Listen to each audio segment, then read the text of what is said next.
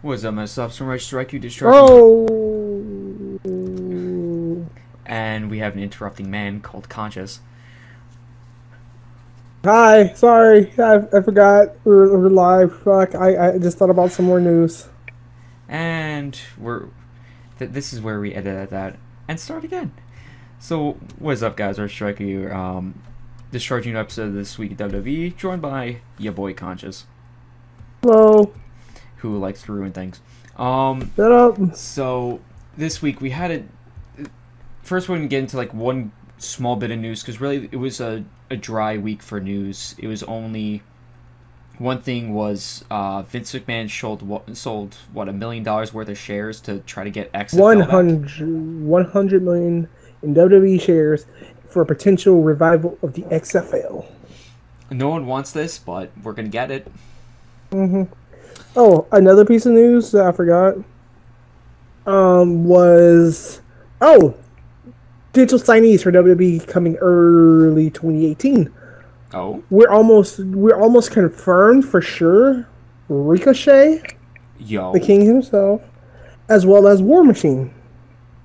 Oh, Because War Machine just finished up their contract. The reason why Ricochet signed in January, he would have probably signed earlier, but because after Lucha Underground goes out there, once your contract is up, you have a 3-month no compete clause, and his no compete clause is up in January, so there's a high chance maybe. And War Machine, they just finished up their final obligations with ROH at Final Battle versus Christopher Daniels and Frankie Kazarian. Frankie Kazarian, yep. And I think their final obligation is to New Japan, is that 6-man gauntlet match to crown the new never openweight 6-man tag titles for New Japan. That's January 4th. Okay. I think that's their last contractual obligation. Then they're going to NXT, and then there is a mysterious woman. They haven't confirmed yet, but a female wrestler was supposed to be signed with WWE. Watch, it's Karma. High hopes are going toward Toni Storm. Okay. No, but Toni Storm is in Mae Young Classic, so I wouldn't be that surprised. No. Yep. She's not under contract, and people were questioning it because she's probably one of the best wrestlers that are still a free agent. She's still a free agent right now, which a lot of people question why WWE hasn't signed her yet. A lot of people were saying Candice LeRae because of Johnny Gargano, of course. Yeah.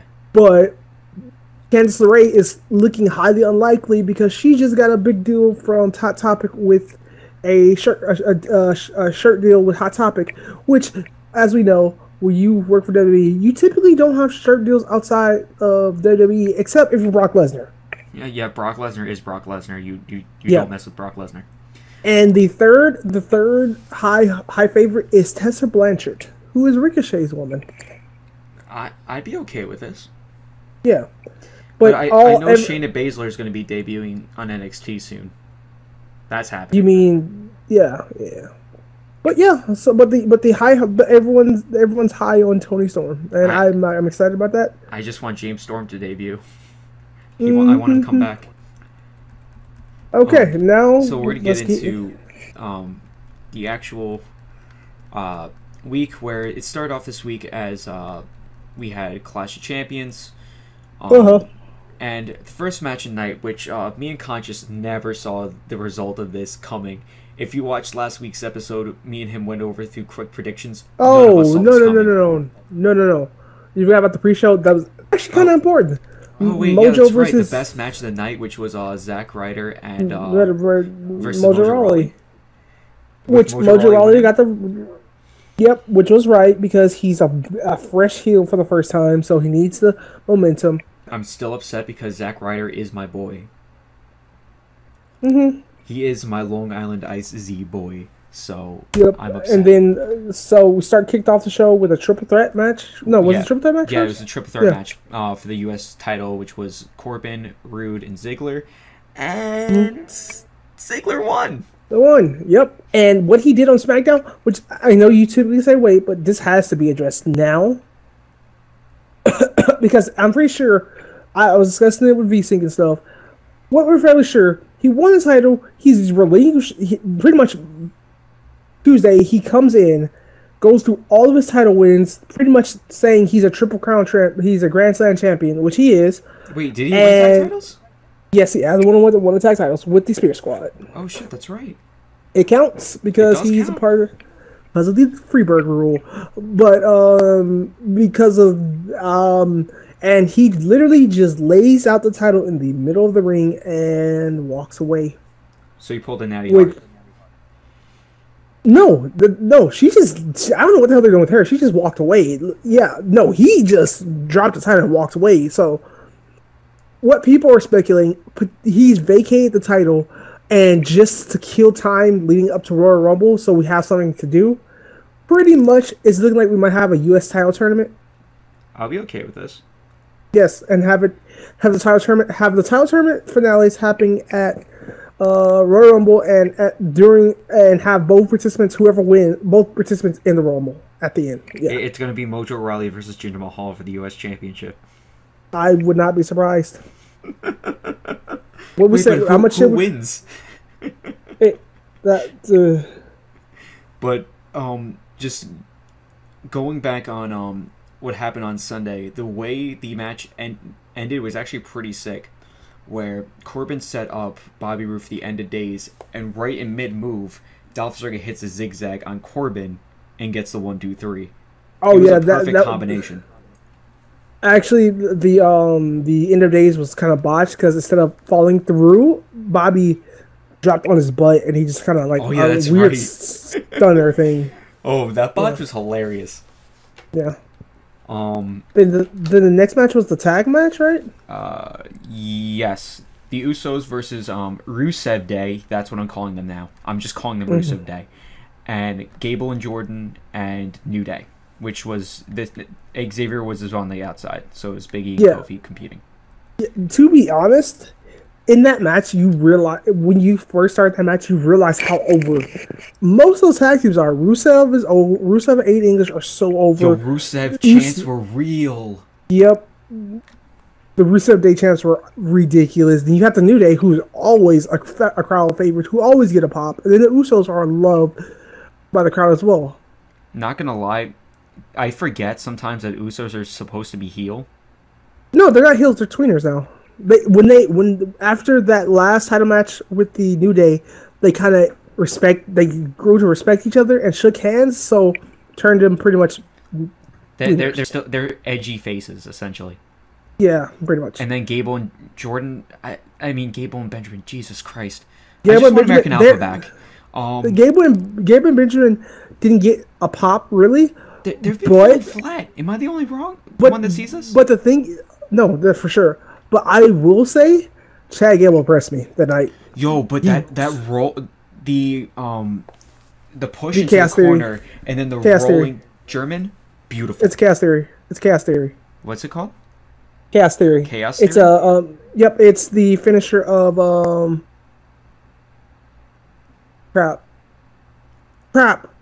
He's an old British wrestler. I didn't watch a lot of British wrestling, so. But yo, not gonna lie. What? No, go continue. I was about to say, but Gable pulls it off so well. Mm-hmm. Those suplexes he was doing toward the end of the match were all really good. I mean, I feel bad for Benjamin and Gable kind of falling flat right now, but I think they need to start actually doing promos and having a story. They need to get involved with the crowd. I don't think that the crowd is against them. They just don't know what to do. And then New Day's just New Day. They kind of just show up and everyone's excited, especially when they hand out pancakes. I still don't understand the whole pancake crap, but they're going to sell the shit out of those pancakes. Yo, I'm waiting for them to go to FYE and be like, yo, we're going to sell, instead of Bootios, we're selling Pancake-Os, and just pancakes in a box. But yeah, overall, good match. I have no complaints, really no complaints about it. Chaos Theory is Doug Williams. That's his name. Doug Williams. That's his finisher, Chaos Theory. Yep. So next match we had, which was Charlotte versus Natalya in a lumberjack match for the Women's Championship. And, of course, Charlotte won. Yep. But the thing is, we were talking about this during the match. The sheer amount of heels that SmackDown has is actually kind of crazy. There's, I think, like, what, 3 faces? No, 2. Naomi's a face. Charlotte's a face. Becky Lynch is a face. But Becky isn't here. That's why we're not counting Becky. She's filming. Ruby Riott was a face in NXT. Yeah. But, I mean, yeah, there actually is no faces. It's all heels. Yep, and it pretty much shenanigans throughout the match. We expected. We had pretty much a fake cash in by Carmella, like she's teasing a cash in. No, she tried to cash it in, but everyone stopped her. Yeah, she teased the cash in of her Money in the Bank. Oh my god, if Carmella won, I would have been so happy. Yep, They're gonna wait till Mania. They're gonna wait till Mania, calling it. I don't see Mania. I could see actually at Rumble. Yeah, but we also agree that she'll cash in at Survivor Series. We were wrong. No. The reason why I don't see, as we discussed, cashing in at Mania so close to Seth cashing in at Mania. Yeah, I see her cashing in earlier than Mania, and then because I don't see her pulling bullshit at Mania. I don't see that at all. I can see it though, because she's a heel. I can see it. I could see her cashing in before Mania, have her and Charlotte have a rivalry up until Mania. By the time Mania rolls around, Carmella has cashed in, won the title once, and Charlotte's done with her, and she's moved on to the next big opponent. I don't know. I kind of think that she's going to save it on Mania or wait till the night after Mania, where there's always it's the biggest Raw of the year. Yeah. Because, I mean, that's what Dolph Ziggler's done. He waited till the night after Mania. That could be the What? So next match was Bludgeon Brothers versus Breezango, and squash match. It's Bludgeon Brothers. Yeah, no, Breezango definitely won that, right? Right?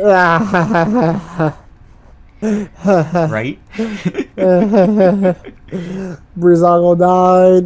He's dead. Yo, I think I would have laughed so hard if Ascension came out to help them. I would have been so happy. Yeah, I was surprised by that. Yeah. So the next one we got is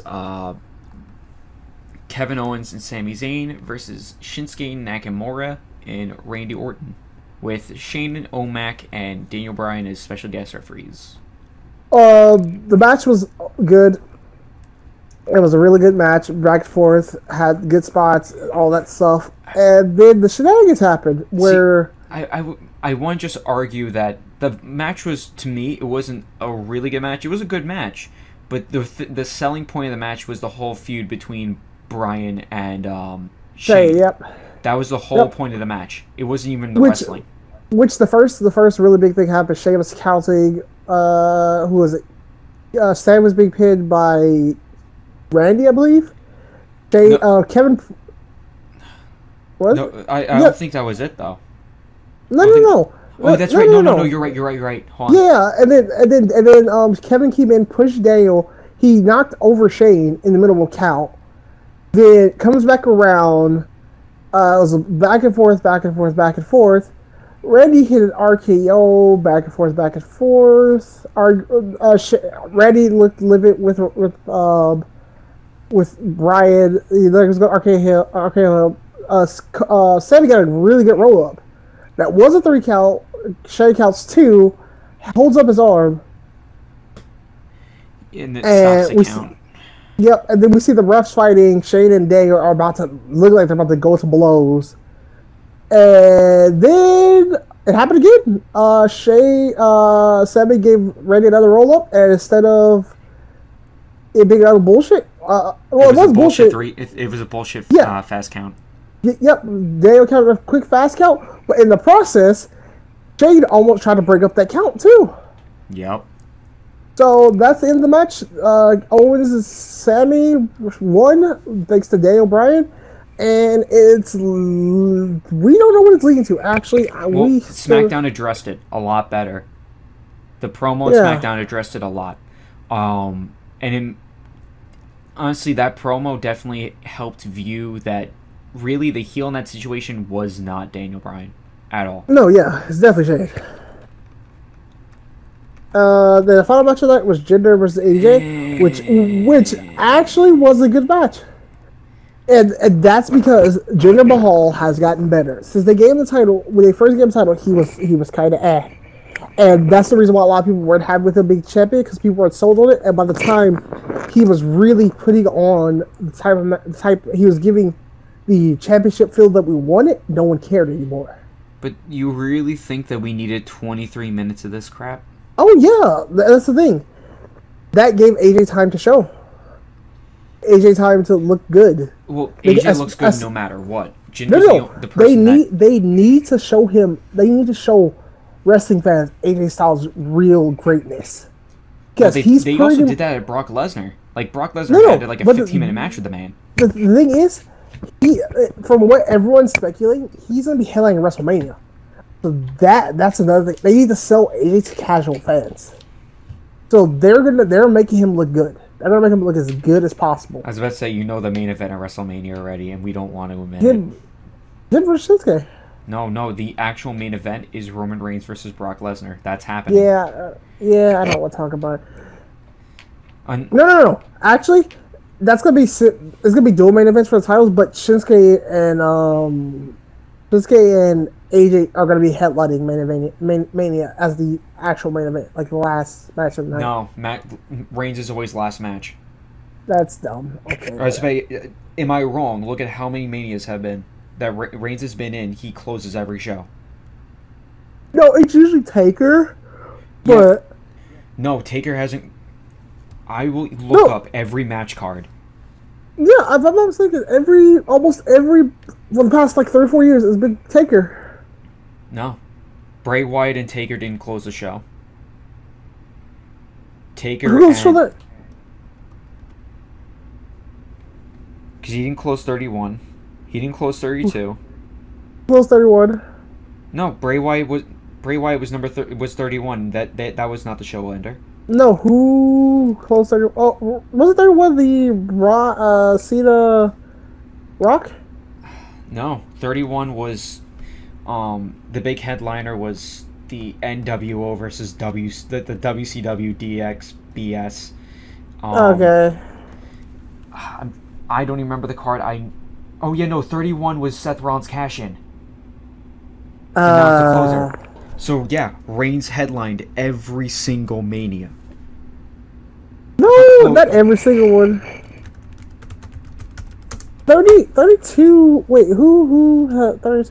Yeah, Triple H and Reigns closed the show.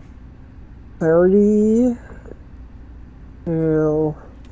Triple H and Reigns was 32, and 33 was Triple H and Undertaker. Roman Reigns and Undertaker. Ew. So yeah, Reigns always closes the show, leaving the salty taste in everyone's mouth. Whatever. But yeah, I will say Clash of Champions, all in all, good show. Yeah. And another thing is, the Universal Champion is more of a champion for the casual fans, while the WWE Champion is more of a champion for the hardcore fans. Yeah. Yeah, that's fair. So now we get into Monday Night Raw, and opens with a whole recap of Strowman and Kane, and there's just a whole promo of Angle in the ring, and then Strowman comes out, and then Kane comes out, and then eventually Paul Heyman brings out Brock Lesnar, and the triple threat match like we all expected. Yeah, because Angle's just like, I'm scared of all three of you. This is what's happening. I'm out of here. Yep. So triple threat between those three rounds for the world champion. And we already know that Brock Lesnar's winning. It doesn't matter. Yeah. Yeah. The thing is, like, Brock Lesnar hasn't had a really good match, since maybe the triple threat between him, Cena, and Rollins. Honestly. Actually, the Fatal 4-Way was really nice. What? At what? SummerSlam? Balls of Fire. Balls of Fire was. No, you're thinking of SummerSlam Fatal 4-Way. Braun Strowman was 1v1. at No Mercy, and No, Samoa Joe took on Brock Lesnar 1v1 at Balls of Fire. Oh yeah, that was Balls of Fire. Yeah, whatever match the Fatal 4-Way was, that was a good one. Yeah, SummerSlam. Okay. I mean, I'm saying that like the best work that Brock's done in years was that triple threat match. Because I mean, Rollins and Cena, they know how to work. It's ridiculous. I'm not a Cena fan, but like, damn. But anyway, I'm kind of just skipping through all the promos with Joe and all that. We get into the first match tonight, which was Seth Rollins versus Jason Jordan. And Seth won. Yeah. It was a long match. That was like almost 20 minutes. Yeah. Jesus. And then we got scheduled for a match later on the night. The Bar Joe versus Seth and Dean and Jason Jordan. Yeah. Exactly. And then we get into the second match tonight, which was Finn Balor in a handicap match against Bo Dallas and Curtis Axel, which obviously he won by disqualification. And then Hideo Itami. Yo, boy. And to help him out. Yeah, knocked them both out. And then it restarted to a tag team match. And then Hideo... it ended with Hideo with the GTS. Yep. Won the match for him. Yo, I mean, that's not a bad debut for Hideo. Not even making his debut on 205. That's really good. Give him more airtime. And the next match we had tonight, there was a lot of like backstage skits. I'm kind of just ignoring a lot of those because they're really annoying. Actually, I do have to highlight this one thing. So, Gulak was talking about something about how he's something about Enzo refers himself as the Last Jedi, and Gulak says he was his Padawan, and then Enzo, I'm now reading this bit for bit, so excuse me. Enzo gives the mic to Gulak, and then Gulak calls himself he's a Jar Jar Binks, and I just died laughing right there. Because that's like too relatable. Oh, he's such a cringy character. It's fantastic. But anyway, we get into the match. Cedric Alexander versus Drew Gulak, and you could already see Cedric won. It was a long match, but yeah, Cedric won.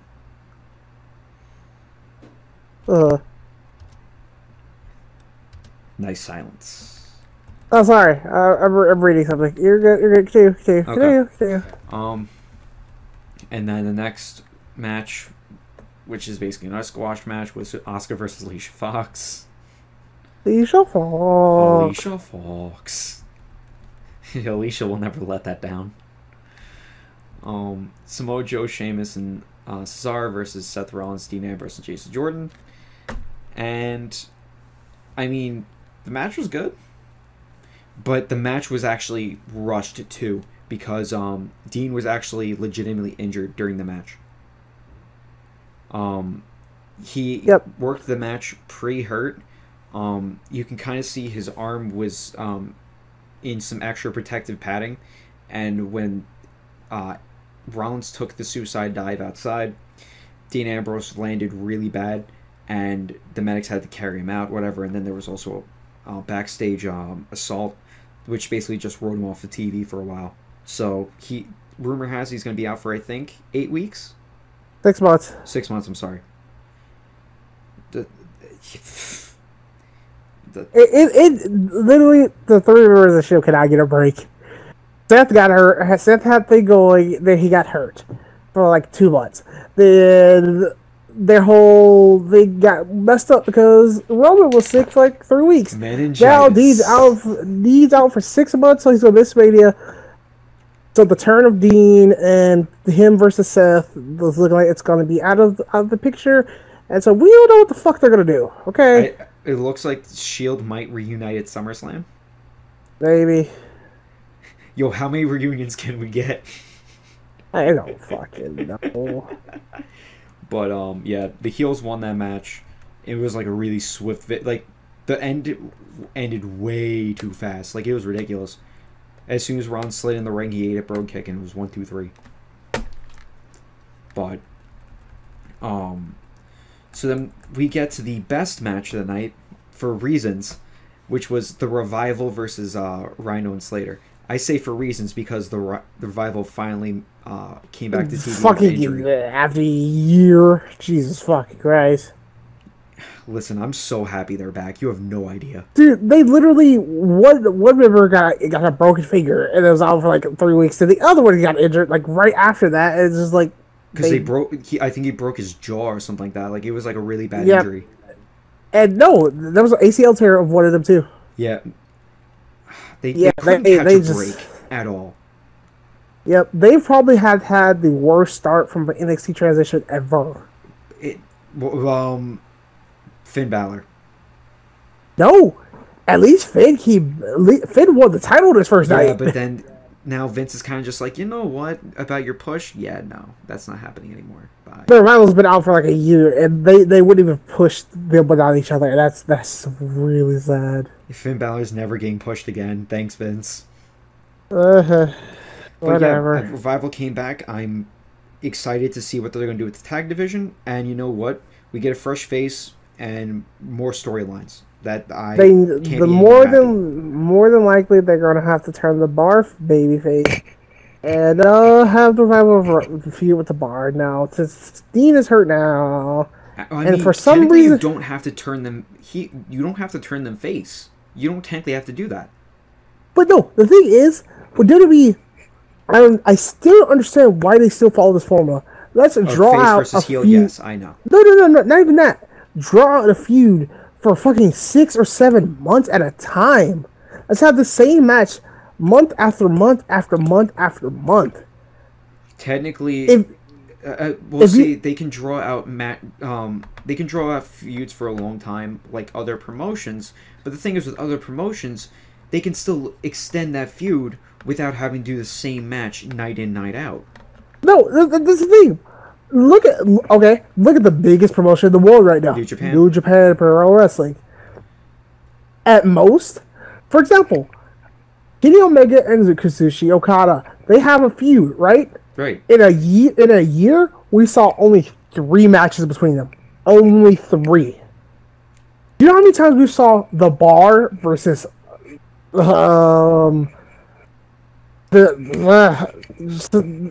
Shield, yes amount of times. Just yes amount of times. You're right. Yes. We've literally seen them 3 times in the past, in a month, over a month. They literally 3 times in a month they've wrestled. Yeah. It's like it's constantly wrestling.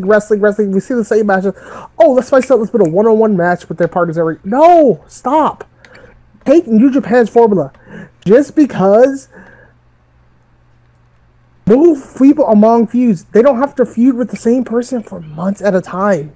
I know. But you don't even have to. You don't have to have a feud that lasts. You can have a feud that lasts months, but don't make us watch the same fucking fight over and over and over again. Please, no. I know. But off that rant, we kind of advanced into the night where Elias, he decided to try to do his usual routine, but then he kept getting interrupted by the whole women's division. So rip Elias. Press F to pay respects to Elias. Yep, and then we had the next match was Paige Absolution versus Sasha Banks, Bayley, and Mickie James, which the faces won by DQ. So then Absolution. Yeah, then everyone came out, start fighting, blah blah blah, and then Stephanie McMahon pops out. Oh yeah, by the way, the reason why, if people are wondering why is Nia Jackson a thing with Enzo, they're trying to keep her away from Asuka as well as Absolution, because they're trying to kick all 3 look strong still, so they're trying to get all 3 to avoid each other at the same time. So yeah. Stephanie McMahon comes out. Yeah, and then she completely hypes up the women's division, saying like, oh, we've had so many revolutions in this industry, from like Mae Young, Fabulous Moolah, to now having the first ever women's championship match in Dubai, they've had the first women's Money in the Bank match. They've had the first Hell in a Cell match. Blah blah blah, so on and so forth. And now she finally says to make history again. At Royal Rumble, there will be a women's only Royal Rumble match. Yeah, woo, women, woo. Shut up, I don't care. Whatever. I mean, I enjoy this. Yeah, I enjoy the announcement of this. Yeah, I think it's gonna be cool. And officially, I think we so far only have one confirmed participant so far. What page? No,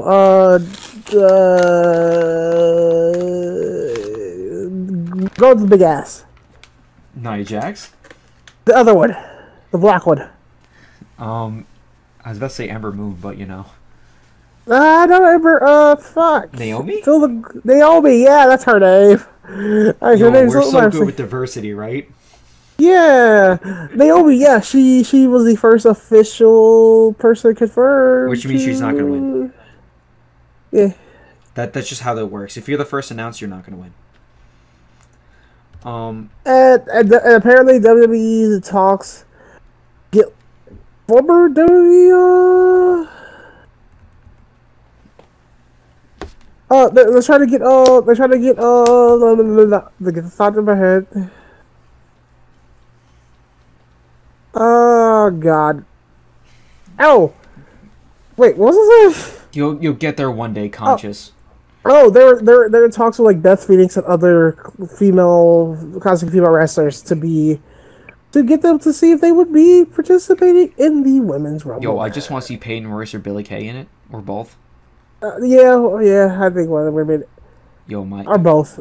Yo, those two are the best. I don't care what anyone says. I love them to death on NXT. Yep. That is the night. Yeah. It starts off the night with the Daniel promo of Daniel Bryan and Shane McMahon, where they basically just a whole justification of what they were doing. Shane's like, oh, well, I was counting on my side the whole night, blah, blah, blah. And then I kept thinking to myself, well, why should I let this person win? And he's like, so now I explained myself, explain yourself. And Brian's like, well, you see, I'm doing my job and you're a bit of a hothead, so I'm trying to keep you in check. So, bitch, step off. Yeah. Essentially. And then it was just, he's trying to do what's best for, even though Shane's saying like, oh, it'd be best business to step away from Kevin Owens and Sami Zayn before they stab you in the back, and it's just a whole back and forth thing. That's really what it was. So basically, it just sowed the seeds for Shane being more and more of an aggressive heel. Yep. And I look forward to where it's gonna go. Yeah. Next was Usos versus Gable and Benjamin. Yep, Gable and Benjamin won clean too. Yeah, they won with the powerbomb like Doomsday device thing, and I kind of like their finisher. Yeah, I think. Yeah, I didn't have any complaints about the match, really. I thought it was a cool match. I think the only complaint I have is that Benjamin ain't like he used to be, so he can't just run and jump to the top rope. I will say that fucking knee of his was vicious. Oh God, that man don't play around. No, like and part of that is because of his time in New Japan, a part of Suzuki Gun. Yeah. More like vicious strikes. Oh, that knee was beautiful. It's sad he can't just do it with a nip up anymore, but that happens with age. But he still had a really nice running fucking knee that was vicious. I mean, he can get up to the top rope really quick though, so I mean, I still give respect for that. And Chad Gable's Germans are on point. Yo, that rolling German, that good, just good. That man should have been Kurt Angle's son. I'm sorry, but like that's more believable than than saying that Kurt Angle had jungle fever. Yep, pretty much. The next of the night was Charlotte and Naomi versus Sarah Logan and Ruby Riott. Yep, Charlotte and Naomi went over clean, and this doesn't work. No, it makes sense. It makes sense. They want you to see the two other members of their group is not as strong as the leader, right? So pretty much having Ruby Riott not take the pin and just have them look kind of weak shows how much they need Ruby Riott. I think Yeah, it's okay. but don't they also want to make the group look strong? No, that's the difference between Absolution and them. Absolution, they want all three members to look strong. Riot Squad, them two are there to support Ruby Riot and make Ruby Riot push Ruby Riot to the stars. That's the point of them. That's fair. But I mean, also, the Riot Squad attacks are a little more vicious. Yeah. I will say their attacks are a little more brutal, where it's like, oh, let me just, like, do the fucking lift right near the, on the steps. So that as soon as they do the lift, their whole body just caves into the chest, and then there was constantly slamming people into doors. Yeah, no, they're more vicious. Yeah. Also, they've been a lot stronger booked because they've literally, unlike Absolution is when they attack people from behind, teaming up, blah blah blah. No, Riot Squad went to a ring, take them apart during a match, and then continue to destroy them during and after the match. Yeah, no, Riot Squads are actual savages. Yep. Next was the Dolph Ziggler promo, which we discussed earlier, that yep. he just talked about all of his accomplishments, puts his title on the ground, and walks away. And walks away, yep. Yep, I don't know what the leading to. I hope it's a tournament, but yeah. Because, I mean, apparently he's saying that Dolph was making a decision on whether or not he was going to sign another deal with WWE, so this might be his farewell. Mm-hmm. Like his actual farewell. Yep, so next is Rusev in English versus New Day. Yeah, it was a typical holiday joke match. Yeah, New Day won. It was so stupid. Yeah, I don't understand. Yep, whatever. Rusev dressed up as a Santa Claus without sleeves.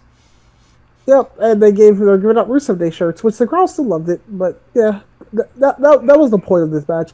The crowd had a chant of "Hey, we want some pancakes." Yep, literally the point of that was just to make it a break for the crowd, give them happy, give them gifts. That's all it was. Yeah. And then the last match of the night was Orton, Shinsuke, and AJ Styles versus Kevin Owens, Sami Zayn, and Jinder Mahal. Is it bad that I kind of was? I would rather see AJ with Kevin and Sammy. It's because you're a smart for New Japan. Oh no, not New Japan. Or just Indie. I'm sorry, Indie.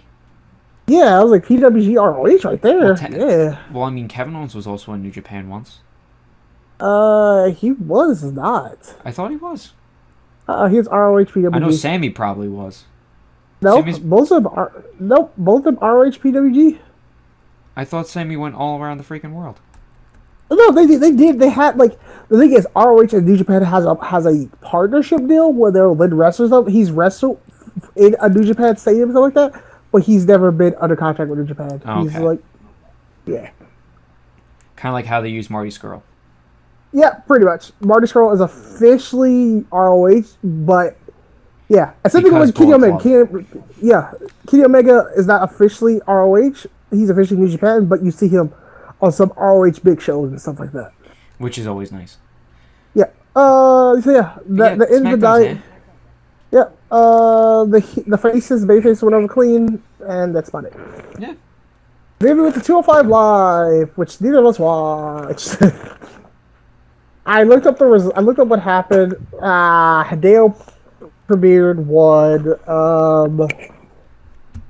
We had Grand Metalik and Kalisto versus Jack Gallagher and Brian Kendrick. Brian Kendrick.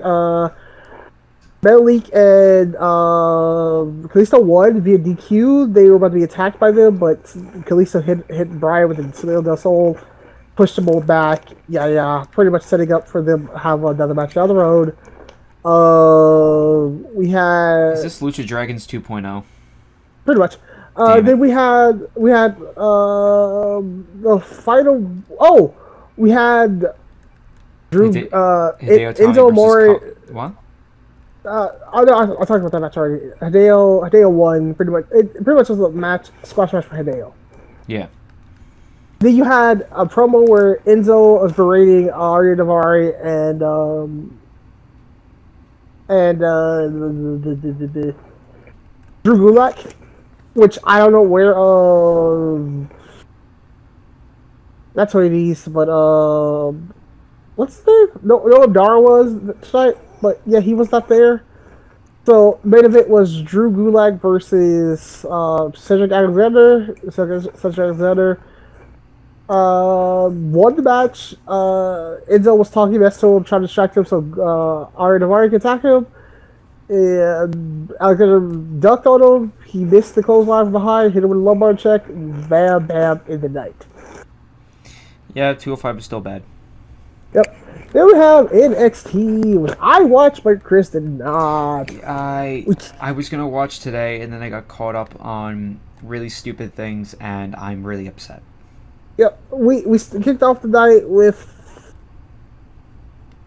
It was Sanity versus the Undisputed Era for the titles. Yeah, Undisputed Era won the tag titles tonight, and yeah. Why did I miss this?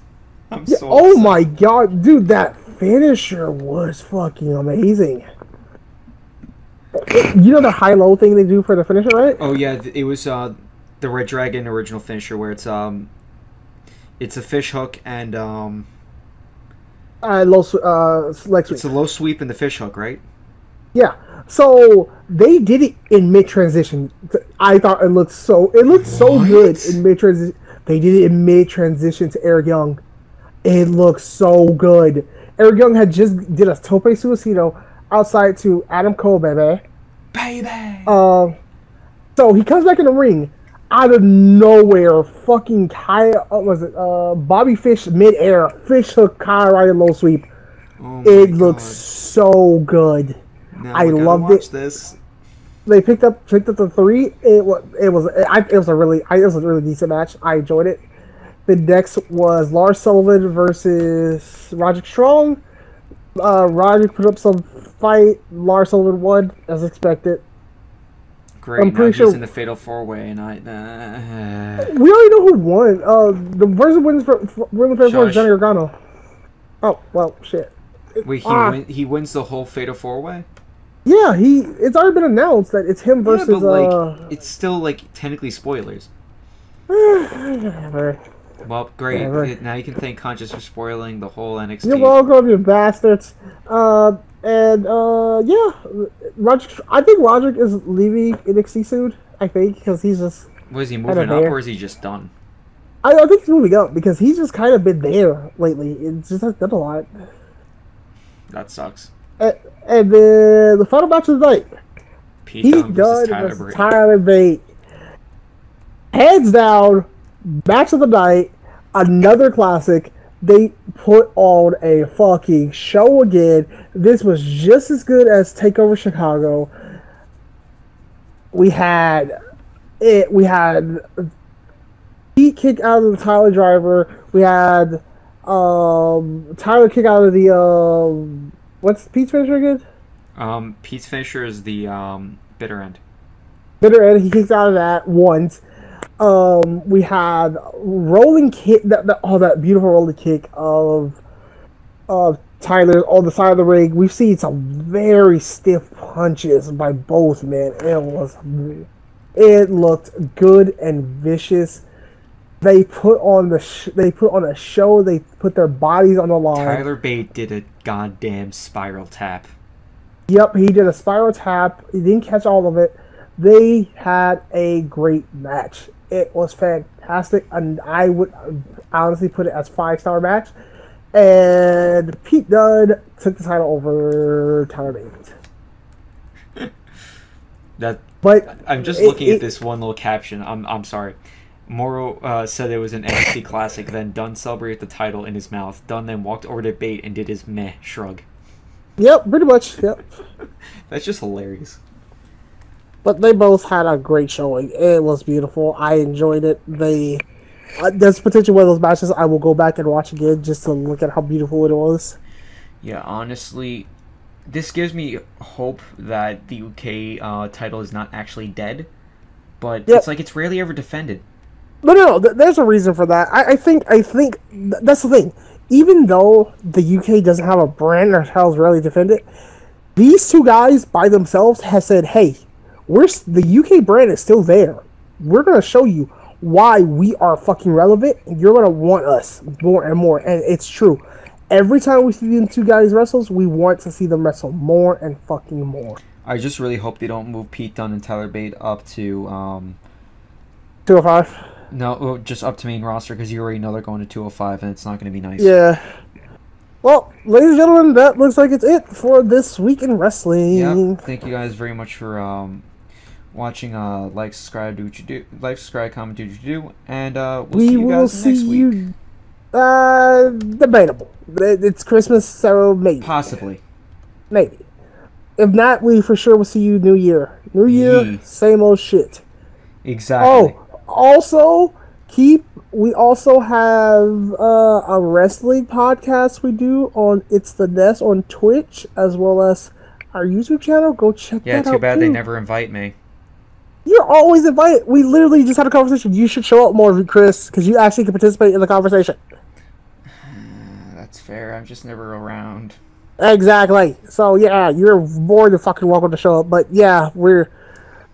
Actually... well, we'll talk to you more about it later, guys. Goodbye. Peace.